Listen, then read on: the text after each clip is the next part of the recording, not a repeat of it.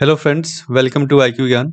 तो आज हमारा जो बैंकिंग का लेक्चर चल रहा है इकोनॉमिक्स का, तो उसमें हम जो देखेंगे नॉन परफॉर्मिंग एसेट्स के बारे में इस वीडियो में हम देखेंगे। ये काफ़ी इंपॉर्टेंट, आपने न्यूज़ में भी बहुत बार सुना होगा एनपीए के बारे में, और बैंक से रिलेटेड ये काफ़ी इंपॉर्टेंट टर्म है। तो इसमें जो इस वीडियो में बेसिकली हम क्या-क्या देखेंगे वो मैं बता दूँ आपको। एनपीए होता क्या है, उसका डेफिनेशन क्या है, इसके अलग-अलग कैटेगरी भी है, तो उसको हम देखेंगे। रीज़न क्या-क्या है बैंक्स का एनपीए होने का, कुछ लोन्स एनपीए हो जाते हैं, इसका क्या कारण है?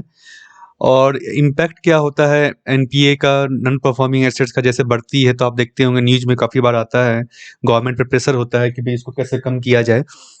तो इसका इम्पैक्ट बेसिकली इकोनॉमी में और बैंक के ऊपर में क्या होता है, तो इसको हम देखेंगे। और आखिरी में जो हम देखेंगे स्टेप्स क्या-क्या हम ले सकते हैं, बैंक्स ले सकती है, गवर्नमेंट लेती है रिज़ॉल्यूशन के लिए, एनपीए को कम करने के लिए। तो इन सारी चीज़ों को हम इस वीडियो लेक्चर में देखेंगे, और इसको चैनल को ज़रूर आप सब्सक्राइब कर लें ताकि आप जो वीडियो कुछ मिस नहीं करें, और बेल नोटिफ़िकेशन दबाएँ। और इस वीडियो को अगर आपको अच्छा लगे तो ज़रूर लाइक करें और शेयर करें अपने फ्रेंड्स के साथ। तो नॉन परफॉर्मिंग एसेट्स क्या होता है, जैसे कि आप कुछ लोन लेते हैं बहुत बार बैंक से, अलग-अलग तरह के लोन। तो अगर आप लोन लेने के बाद अगर आप ना तर इंटरेस्ट देते हैं, जो बैंक का एक इंटरेस्ट होता है लोन के ऊपर, आप जानते हैं प्रिंसिपल अमाउंट होता है और एक होता है उसके ऊपर इंटरेस्ट। तो ये जो है, अगर आप इंटरेस्ट या प्रिंसिपल कुछ स्पेसिफाइड पीरियड तक नहीं देते हैं, जैसा बैंक के लोन में होता है, तो उसको लोन को basically bank non performing declare कर देती है। तो ये होता है, कुछ स्पेसिफाइड पीरियड है, उसका हम देखेंगे categorisation. As per RBI RBI के हिसाब से, जो रूल आरबीआई का, and assets including a leased asset becomes non performing when it ceases to generate income for the bank. तो जब कोई एसेट जो है या फिर लोन जो एसेट्स है, वो बैंक को अगर इनकम देना बंद कर देता है तो उसे नॉन परफॉर्मिंग कहा जाता है, मतलब नॉन परफॉर्मिंग, परफॉर्म नहीं कर रहा वो एसेट अब। तो नॉन परफॉर्मिंग एसेट्स, तो ये सिंपल डिफिनेशन आप ध्यान में रखें। तो डिफरेंट पैरामीटर के हिसाब से, टाइम पीरियड के हिसाब से उसको क्लासिफाइड किया गया है बेसिकली। एक है सब स्टैंडर्ड एसेट्स, जिसमें कि जो वैसे एसेट्स जो कि एनपीए हैं 12 महीने से कम के लिए, या 12 महीने के लिए एनपीए हो चुके हैं, 12 महीने उनको एनपीए हुए हुए। डाउटफुल एसेट्स वैसे एसेट्स हो गए जिनका पीरियड जो है सब standard category for period of 12 month, अगर वो सब स्टैंडर्ड कैटेगरी में 12 महीने रह चुके हैं, तो ये रेटिंग बढ़ती जा रही है। लॉस एसेट्स, जो कि assets are of little value, can no longer continue as a bankable assets, there could be some recovery value. तो रिकवरी वैल्यू इसका घट जाता है, कोई वैल्यू नहीं रहता है इसका।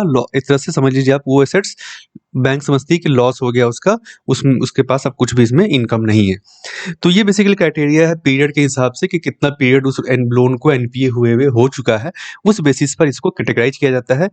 एक कैटेगरी आपको कर सकते हैं आप, बढ़ती जा रही है। अब हम आते हैं कारण क्या है एनपीए होने का। तो इसके बहुत सारे कारण हैं, जैसा कि आपने इकोनॉमी में बहुत बार पढ़ा होगा, बहुत डिस्कशन में होता है।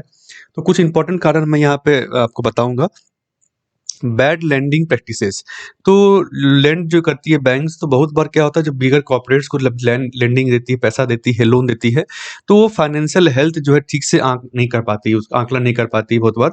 जो कंपनी को आप लोन दे रहे हैं कि उसका क्या प्रीवियस ट्रैक रिकॉर्ड रहा, परफॉर्मेंस कैसा है, क्या वो लोन चुका पाएगी, उसका सेक्टर कौन सा है, उस सेक्टर की स्थिति कैसी है, तो ये सारा कुछ जो है देखना चाहिए। वो बहुत बार बैंक नजरअंदाज कर देती है, और इसलिए credit rating slow down in the economy.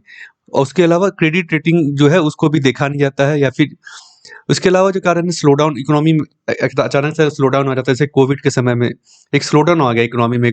उससे क्या होता है, मल्टीपल सेक्टर, हर सेक्टर को असर पड़ा उसमें। तो जो डिफरेंट कंपनियां जिसने लोन लिया, तो उनका जो ऑब्वियस सी बात आप देखेंगे, उनका आउटपुट घट गया, उनका सेल्स घट गया, उनका इनकम घट गई। तो उस केस में वो कंपनी जो है लोन चुकाने की अवस्था में बहुत बार नहीं रहती है। पावर डिस्ट्रीब्यूशन कंपनीज की अगर हम बात करें, डिस्कॉम्स, तो वो बेसिकली गवर्नमेंट का जो पॉपुलिस्ट पॉलिसीज रहा है शुरू से, कि कम रेट पे है इलेक्ट्रिसिटी देने का, चार्ज नहीं करने का, तो वो सब कुछ बहुत जगह इलेक्ट्रिसिटी दिया जाता है जहाँ पे फ्री ऑफ कॉस्ट इलेक्ट्रिसिटी दिया जाता है। इन कारण से डिस्कॉम्स कंपनियां का परफॉर्मेंस अच्छा नहीं रहा है, गवर्नमेंट डिस्कॉम्स कंपनी का, डिस्ट्रीब्यूशन कंपनीज का। और जिसके कारण से वो जो है, क्योंकि वो खुद ही प्रॉफिट में नहीं है, तो वो लोन जो लिया उन्होंने वो चुकाएंगे कैसे। उसके अलावा हम बात करें इंफ्रास्ट्रक्चर कंपनीज़ की अगर, तो इसमें क्या प्रॉब्लम होता है बेसिकली, तो इनको जो कुछ प्रोजेक्ट इन्होंने लिया जैसे रोड कंस्ट्रक्शन का, रेलवे कंस्ट्रक्शन का, ब्रिज का, तो डिफरेंट जो कंस्ट्रक्शन का है, तो बहुत सारी बात क्या होता है इन्वायरमेंटल कारण के कारण या अलग अलग दूसरे रेगुलेटरी कारण के कारण उनको क्लियरेंसेज नहीं मिल पाता। जो रेगुलेटरी क्लियरेंसेज होता है कि भाई आप ठीक आप काम कर सकते हैं, काम शुरू करने से पहले से उनको डिफरेंट मिनिस्ट्री से, डिपार्टमेंट से, गवर्नमेंट से, सेंट्रल गवर्नमेंट, स्टेट गवर्नमेंट से क्लियरेंसेज कुछ लेना पड़ता है। तो उस कारण से क्या होता है, इनको क्लियरेंस अगर नहीं मिल पाता है, तो इसने जो मार्केट से लोन उठाया था किसी प्रोजेक्ट के लिए, तो जब काम ही नहीं होगा तो वो लोन कैसे चुकाएँगे? इसके अलावा जो आपका ban of mining projects, delay in environmental permits, तो ये सब कारण जो है बहुत सारा जो एनवायरमेंट इश्यूज़ के कारण या अलग-अलग इश्यूज़ के कारण भी बहुत बार जो है प्रोटेस्ट शुरू हो गया। मान लीजिए वहाँ के लोकल्स का लैंड एक्विजिशन का, जैसे आप बहुत बड़ा कारण एक ये है कि लैंड एक्विजिशन हुआ, project infrastructure company land acquisition नहीं कर पा रही है। इन कारणों से क्या होता है बहुत बार rise in prices of raw material, international situation change हो गया है, रॉ मटेरियल का कॉस्ट बढ़ गया है, तो अभी से पता है कंपनी को एक तरह से जो फायदा होना था वो हुआ नहीं, उनका प्रोडक्ट उतना चीप नहीं रहेगा। उसके अलावा big gap in demand and supply, तो बहुत बार होता है कुछ सेक्टर पे आप देखेंगे सेक्टर स्पेसिफिक कुछ जो है प्रॉब्लम आ जाती है उस समय, तो उस कारण से उस सेक्टर की जितनी भी कंपनियां हैं, इंडस्ट्रीज है, उनको वो नुकसान झेलना पड़ता है। तो जैसे कि पावर, स्टील, आयरन इंडस्ट्रीज़ को बहुत आप देखते होंगे, रॉ मटेरियल बढ़ गया बाहर के जहाँ से वो मंगा रहे हैं। यहाँ पे इनपुट घट गया है, सॉरी आउटपुट घट गया है, कि डिमांड घट गया है, तो ये सब कारण के कारण जो है वो लोन चुकाने में असमर्थ हो जाते हैं। अब हम बात करते हैं इम्पैक्ट क्या होगा भाई एनपीए अगर ज़्यादा बढ़ता है। तो पहला है stress in banking sector causes less money available to fund other projects, thereby negative impact on larger national economy. तो अभी से बात अगर बैंक ने कुछ 10 लाख का मान लीजिए कर्ज दिया है अभी मार्केट में, ये उसमें से मान लीजिए बैंक के पास अगर मान लीजिए 15 लाख का फंड है, मैं एक एग्जाम्पल ऐसे दे रहा हूँ, करोड़ों में फंड होता है ऐसे, तो 10 लाख उन्होंने लोन पे दिया हुआ, तो 5 लाख ही बचे हुए हैं। अगर ये 10 लाख उनके पास वापस इसका इंटरेस्ट के साथ ये प्रिंसिपल नहीं आ रहा वापस, तो ये 10 लाख जो बैंक के अगर एनपीए हो जाते हैं, तो बैंक के पास ये 5 लाख ही कर्ज है देने के लिए। तो वो ऑब्वियस सी बात है, इकोनॉमी में अगर दूसरी कंपनियों को, दूसरे सेक्टर को फंड चाहिए, तो उनके पास फंड नहीं है देने के लिए। फंड उनको नहीं मिलेगा तो इकोनॉमी में असर पड़ेगा। बैंक्स का प्रॉफिटेबिलिटी ऑब्वियस सी बात है कम हो जाता है। जो इंटरेस्ट का पैसा था, जो लोन का इंटरेस्ट का पैसा ही बैंक का एक बेसिकली कह सकते हैं आप कमाई का ज़रिया है। तो वो जो है उससे क्या होगा कि बैंक की कमाई घट जाती है। उसके तो इससे बैंक को बहुत बार क्या होता है इंटरेस्ट रेट बढ़ाना पड़ता है दूसरे लोन्स में, चाहे वो होम लोन हो या नॉर्मल छोटा-सा लोन जो हो। इन्वेस्टमेंट गॉट स्टक, इट में रिजल्ट इन अनएम्प्लॉयमेंट। तो एक अलग जो इसका जो इम्पैक्ट है कि अगर कोई इन्वेस्टमेंट स्टक हो जाता है कहीं पे, कंपनियां काम प्रोजेक्ट रुक जाता है, तो ऑब्वियस सी बात है वहाँ पे एम्प्लॉयमेंट जो वो रुक जाएगा। एक तरह से एम्प्लॉयमेंट जो होने वाला था जनरेट उस प्रोजेक्ट के लिए, वो हट जाएगा। बैलेंस इन शीट सिंड्रोम, तो इसमें क्या है both banks and corporate sector का जो बैलेंस शीट है वो स्ट्रेच हो जाता है, वो खराब हो जाता है। गवर्नमेंट को भी टैक्सेज नहीं मिलता और बैलेंस शीट भी खराब आता है।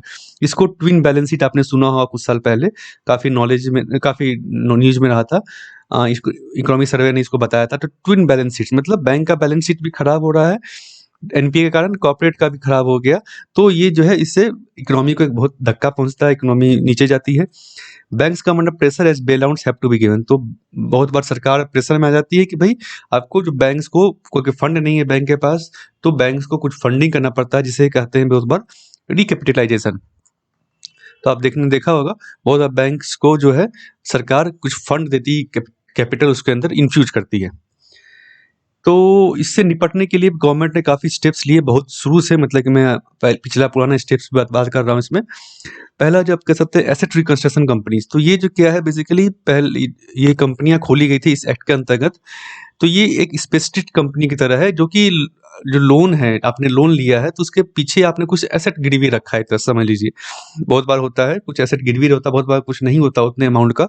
तो ये क्या करती है एसेट रिकंस्ट्रक्शन कंपनी, क्या करती है ये लोन रिकवरी का एक तरह से काम करती है। पहले क्या होता था कि भाई बैंक्स को ही इसमें भी इंगेज होना पड़ता था लोन रिकवरी के लिए, वो उनके लिए पॉसिबल नहीं था। दूसरी बात उनका स्पेशलाइजेशन नहीं था इसमें कि बैंक रिकवरी कर सके, वो एम्प्लॉय वैसे नहीं थे, वो स्ट्रक्चर वैसा नहीं था। तो इसको गवर्नमेंट ने परमिट दिया कि आप जो है एक स्पेशलाइज्ड बॉडी की तरह काम करे, जो कि लोन रिकवरी का काम करेगी। वो बैंक से लोन लेगी या बैंक उनको बताएगा कि ये लोन हमारा पेंडिंग है, वो लोन का रिकवरी करके बैंक को देगी कुछ कॉस्ट बेसिस पे। एक्विजिशन ऑफ फाइनेंशियल एसेट्स, तो मान लीजिए आपने कुछ लोन के अगेंस्ट गिरवी रखा, जमीन, कुछ गाड़ी, उसको ये एक्वायर कर लेगी, छीन लेगी। चेंज और टेक ओवर ऑफ मैनेजमेंट, तो मैनेजमेंट जो कंपनी का, जिस कंपनी के अगेंस्ट आपने लोन लिया है, उसका मैनेजमेंट जो है इनको मिल जाएगा एक तरह से, अगर आपने लोन नहीं चुका है, रीशेड्यूलिंग ऑफ डेब्ट्स, ये सारा कुछ जो है आईआरसी के लिए करती है, ताकि बैंक्स का जो लोन है वो कम हो सके, एनपीए जो है कम हो सके जहाँ तक हो सके। एसेट क्वालिटी रिव्यू, तो ये बेसिकली रिव्यू एक तरह से रिव्यू मैकेनिज्म आरबीआई की तरफ से कि verify that banks are assessing loans in line with RBI loan classification. तो लोन का जो रूल है आरबीआई का, उस हिसाब से मतलब बैंक सही से दिखा भी रहा है कि नहीं कि मेरे पास इतना एनपीए है। बहुत बार बैंक छुपाता है उसको, तो इसको ऐसा ना हो, एक सही फिगर आरबीआई के पास रहे ताकि सही हल ढूंढा जा सके। इसके लिए एसेट क्वालिटी रिव्यू बेसिकली किया जाता है। इसके अलावा डेप्ट रिकवरी ट्रिब्यूनल गवर्नमेंट ने बनाया था to reduce the time required for settling cases. तो बहुत होता था कोर्ट में ही बहुत ज़्यादा टाइम चल जाता था, तो इसमें एक तो पैसा भी आपका ज़्यादा कोर्ट में, टाइम भी डिले हो रहा है, जो बैंक का एनपीए है उसका और वैल्यू जो है, एसेट्स का वैल्यू जो है वो धीरे धीरे गिर जाता है। इसलिए गवर्नमेंट ने डेप्ट रिकवरी ट्रिब्यूनल बनाया ताकि वो स्पेशलाइज्ड ट्राइब्यूनल है जो कि जल्दी केस का निपटारा कर देगा। ये एक्ट के अंदर वो बनाया गया है इसको। अपील्स, इसके अगर आपको अपील करना है तो इसका अपीलेट ट्रिब्यूनल है, डेप्ट रिकवरी अपीलेट ट्रिब्यूनल। तो इसके लिए आपका कोर्ट, नॉर्मल कोर्ट की तरफ जाना नहीं पड़ेगा आपको, इससे ट्राइब्यूनल से जल्दी उसकी निष्कर्ष पे पहुंच सकते हैं आप, डिसीजन जल्दी आ जाता है। इसके अलावा क्रेडिट इंफॉर्मेशन ब्यूरो, ये बेसिकली क्या है कि थर्ड पार्टी एजेंसीज हो गई जैसे कि सिविल, ये क्या है कि जो हर बोरोवर का आप देखते हैं, जैसे आपका भी एक क्रेडिट रेटिंग होता है, बहुत बार बैंक या क्रेडिट कार्ड लेने जाते हैं आप, तो क्रेडिट रेटिंग चेक किया जाता है, तो वैसा ही कुछ है। ये थर्ड पार्टी एजेंसी है जो बोरोवर या जो कंपनी है या फिर कोई इंडिविजुअल है, तो उसका क्रेडिट रेटिंग बताती है कि भाई इसका लोन चुकाने की स्थिति कैसी है, लोन ये चुका पाएंगे क्या नहीं चुका पाएंगे, कितने अमाउंट तक का लोन चुका पाएंगे, या इनका पिछला हिस्ट्री कैसा है। ये सारा कुछ जो है बेसिकली क्रेडिट इन्फॉर्मेशन से बैंक चेक कर सकती है, और उस हिसाब से वो असेस कर सकती है कि को लोन देना है कि नहीं देना है, देना है तो कितना देना है। कोई maintains records of individual defaulters and share it with respective banks to aid them in making effective land decision. तो मान लीजिए कोई डिफॉल्ट रह चुका है पहले से ही, किसी ने लोन नहीं चुकाया है, कुछ पहला लोन दे करके, तो इसमें क्या होगा, बैंक सतर्क हो जाएगा, भाई हमें इसको लोन नहीं देना है या इतना अमाउंट का लोन नहीं देना है, जो भी कुछ, तो उस हिसाब से वो एसेस कर सकती है लोन देने के पहले। लोक अदालत, ये भी एक उसी तरह का है कि जो डिसीजन मेकिंग जो है कोर्ट में ज़्यादा लंबा नहीं खिंचाया जाए, तो लोक अदालत क्या करता है, बेसिकली अल्टरनेटिव जो मैकेनिज्म है डिस्प्यूट का रिजोल्व करने का, मान लीजिए आपके और बैंक के बीच में डिस्प्यूट आ गया या कंपनी का डिस्प्यूट आ गया, तो उस केस में क्या है, आर्बिट्रेशन मेथड से, कंसिलिएशन मेथड से, मेडिएशन मेथड से, लोक अदालत के थ्रू से इसको जल्दी से जल्दी उसको इसका निपटारा हो सकेगा, और कोर्ट का भी टाइम वेस्ट नहीं होगा, टाइम भी वेस्ट नहीं होगा आपका, और ज़्यादा पैसा भी खर्च नहीं होगा लीगल केसेज में। तो इसे जल्दी एक्सपेडाइटियस, इनएक्सपेंसिव एंड म्यूचुअली एक्सेप्टेबल जो है डिसीजन आता है, तो जल्दी से जल्दी केस का निपटारा होने के कारण बैंक अपना एसेट जो जल्दी छुड़ा सकता है। इसके अलावा और भी जो पुराने ये बेसिकली बनाए गए थे मेथड, इस मेजर्स लिए गए थे, बाद में इसको बंद कर दिया गया। जैसे ज्वाइंट लेंडर फॉर्म, जो बैंक्स है डिफरेंट बैंक्स, उनका एक ज्वाइंट ग्रुप बना दिया जाएगा ताकि वो असेस कर सके। स्ट्रेटेजिक डेप्ट रिस्ट्रक्चरिंग, जो डेप्ट ऑलरेडी है, जो एसेट्स ऑलरेडी एनपीए है या फिर लोन में जा चुका, रिकवरी नहीं हुआ है, उसको इसको रिस्ट्रक्चर करने का, कि उसको लंबा और मैच्योरिटी पीरियड बढ़ा दिया जाए, ताकि अगर कोई कंपनी बोलती है कि नहीं मुझे 5 साल और दीजिए, मुझे लोन चुका दूंगा मैं, उस तरह से। तो ये सारा मेथड गवर्नमेंट ने पहले भी, आरबीआई ने पहले भी अपनाया है, अब लेकिन बाद में 2018 के बाद इसको बंद कर दिया गया, आरबीआई ने इसको हटा दिया।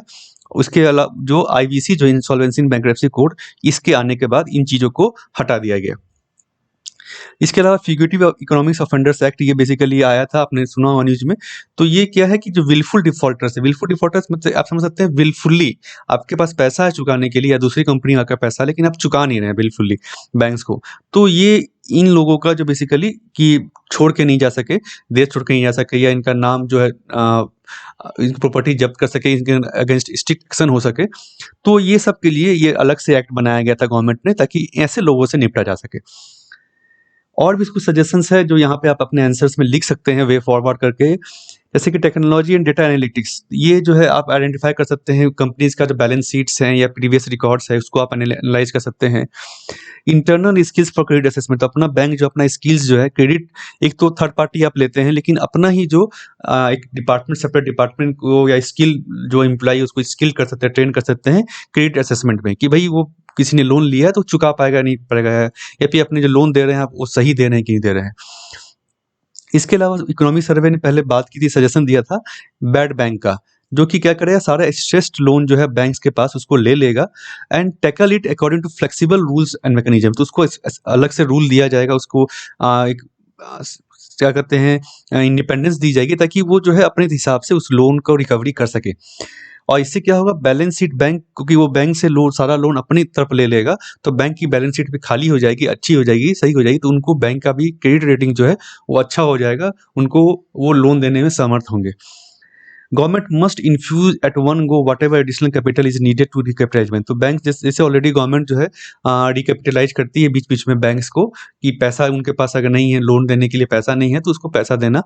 तो इसको जरूरी है कि बैंक गवर्नमेंट इसके लिए स्टेप्स लेते रहे to provide public sector banks with greater autonomy. तो ये भी एक बहुत बार सवाल उठता है कि जो ऑटोनॉमी है उनकी, उसको और इंडिपेंडेंस दिया जाए बैंक्स को, ताकि वो अपने हिसाब से काम कर सके, किसी पॉलिटिकल दबाव में वो ना रहे। एंड इसके लिए क्या जरूरत है, शेयर होल्डिंग, जो गवर्नमेंट का जो शेयर होल्डिंग है बैंक्स में, उसको घटा करके 50% से घटा देना चाहिए, ताकि जो प्राइवेट इंटरप्राइज उसको हेल्ड करेगा, मैनेजमेंट प्राइवेट मैनेजमेंट रहेगा, तो प्रोफेशनल तरीके से बैंक को चला पाए। तो फ्रेंड्स, ये था एनपीए, काफ़ी इंपॉर्टेंट टॉपिक है आपका बैंकिंग के लिए। तो अगर आपको वीडियो अच्छा लगा तो जरूर लाइक करें और शेयर करें अपने फ्रेंड्स के साथ, और इस चैनल को जरूर सब्सक्राइब करें, बेल नोटिफिकेशन दबाएं ताकि आप कोई भी वीडियो मिस नहीं करें। और ऑलरेडी मेरा एनसीईआरटी को और इकोनॉमिक्स का काफ़ी वीडियो है जिसको आप देख सकते हैं और फ्रेंड के साथ शेयर कर सकते हैं।